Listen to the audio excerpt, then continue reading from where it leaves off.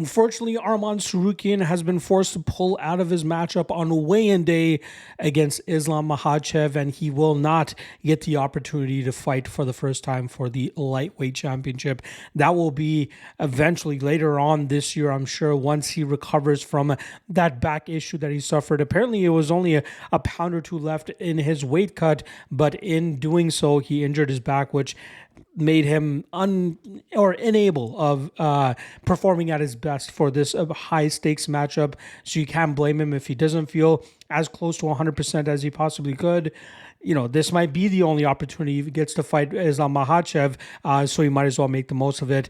Thus, we have Renato Moicano, who was originally scheduled to fight Beneil Dariush on the main card.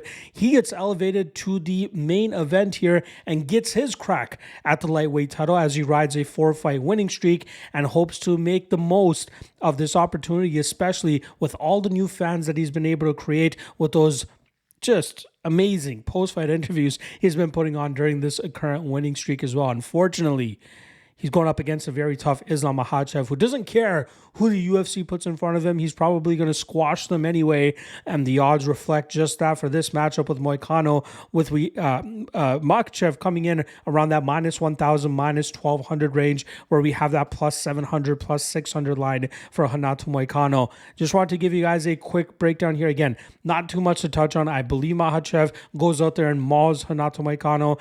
The spot that I like the most here, Makhachev to win in round 2, fight to not start round 3. I do not believe this will be that long of a fight. I believe we'll see Makhachev put him through the ringer in the first round, slowly break him down, and then eventually finish him in the second round. He will dominate him with his wrestling and eventually open up a submission opportunity for himself.